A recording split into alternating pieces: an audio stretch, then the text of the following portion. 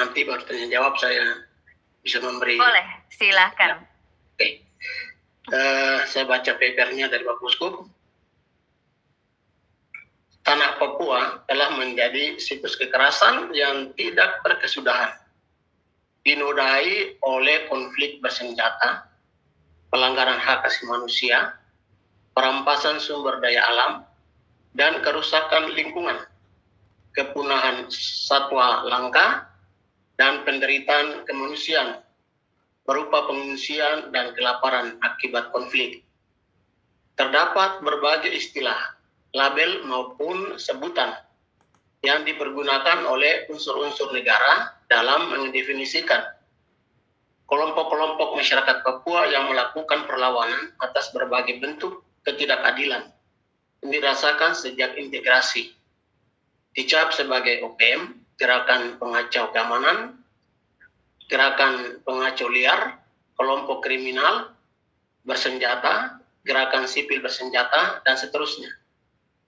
Baru-baru ini Panglima TNI Jenderal Agus Subianto mengumumkan melalui media massa bahwa pihaknya akan menggunakan istilah atau nama organisasi Papua Merdeka atau OPM sebagai sebutan untuk menggantikan istilah kelompok KKB atau KKSB yang sedang melakukan gerakan-gerakan perlawanan di berbagai pelosok di tanah Papua.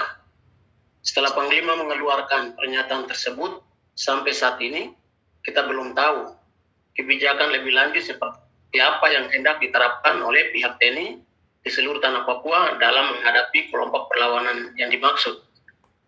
Namun, warna pendekatan yang diperlihatkan tetaplah sama, masih mengedepankan pendekatan keamanan daripada pilihan dan solusi-solusi non-militer lainnya. Adapun perubahan nama yang dilakukan oleh Panglima TNI tersebut, bila ditelisik lebih jauh, barangkali karena merupakan keputusan yang masih relatif baru, maka saat ini dampaknya belum dirasakan. Akan tapi bila melihat ke belakang, pengalaman-pengalaman di masa lalu sebelum reformasi, ketika istilah OPM tersebut diletakkan pada berbagai gerakan perlawanan yang dilakukan oleh masyarakat Papua, telah merenggut begitu banyak nyawa, banyak kampung yang terpaksa dikosongkan. Tidak ada penghuni karena warganya melarikan diri, mengungsi ke hutan ataupun ke wilayah Papua Nugini. Ada warga sipil yang ditangkap dan ditahan di luar prosedur hukum hanya karena dicap OPM. Perempuan-perempuan Papua mengalami kekerasan, termasuk kekerasan seksual, serta beberapa diantaranya menjadi janda karena sebagai istri dari suami atau memiliki saudara yang menjadi anggota OPM. Beberapa contoh kasus bisa disebut di sini.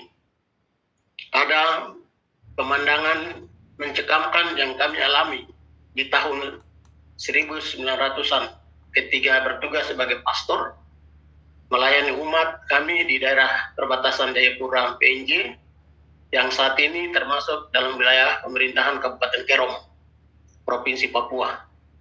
Istilah OPM seperti ini sepertinya seperti mesin teror yang ketiga dapat mencabut dan menghilangkan hak hidup orang-orang Papua. Misalnya di daerah Narsum, Kabupaten Kerom.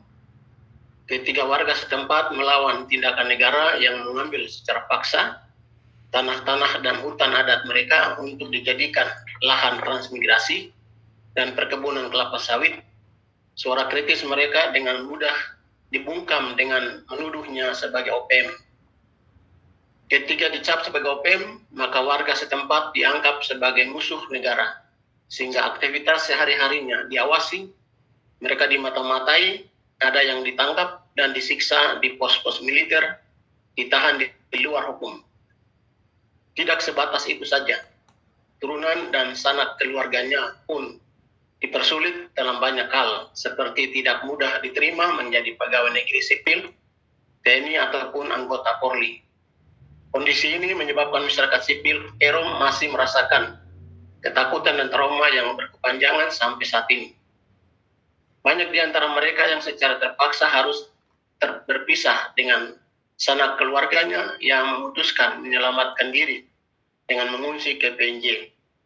Belum lagi dampak buruk lainnya yang dirasakan seperti pendidikan, kesehatan, dan tingkat kesejahteraan yang begitu rendah karena sekolah dan pelayanan kesehatan berhenti.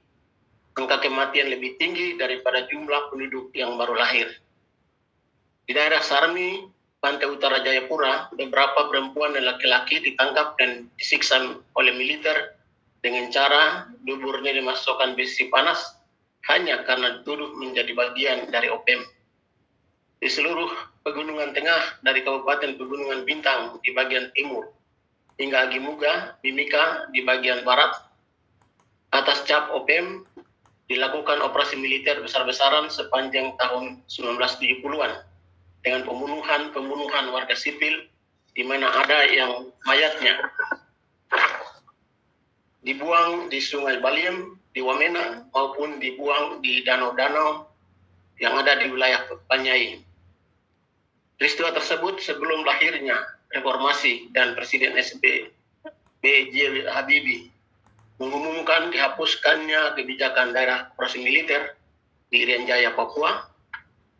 Seperti Mama Josepa Aloman bersama 15 warga Amume yang melakukan protes atas hak wilayahnya yang diambil alih oleh PT Freeport dan kekerasan militer yang terjadi di sekitar area perusahaan tambang tersebut.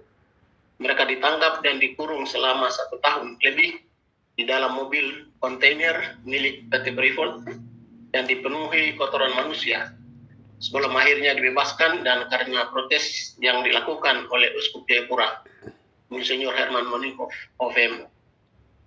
Cerita Kerom dan berbagai tempat di atas hanyalah seberapa contoh pahit dari hancurnya martabat manusia di tanah Papua akibat pendekatan yang sama, yakni penggunaan istilah OPM di masa lalu. Hal ini sudah mestinya menjadi pelajaran berharga bagi seluruh elemen bangsa agar tidak boleh terulang lagi dalam alam keterbukaan dan demokrasi yang tengah bertumbuh di Indonesia. Martabat manusia harus ditegakkan, oleh karena itu pendekatan keamanan dalam mengatasi persoalan atau perlawanan dan sikap protes masyarakat Papua sudah waktunya dihentikan.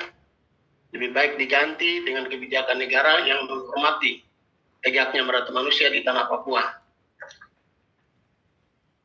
Duduk bersama, berdialog, berbicara, berunding antara para pihak yang berbeda. Pendapat secara setara merupakan pilihan yang jauh lebih bermartabat, terhormat yang seharusnya menjadi opsi negara dalam menyelesaikan masalah Papua yang berkepanjangan ini. Inilah harapan yang kami letakkan di pundak Presiden dan Wakil Presiden Indonesia yang sudah dipilih dan dipercayakan rakyat Indonesia melalui pemilihan umum yang baru selesai. Demikian catatan reflektif kami. Semoga bisa menjadi pertimbangan semua pihak yang peduli dan menaruh simpati bagi tegaknya kemanusiaan di tanah Papua.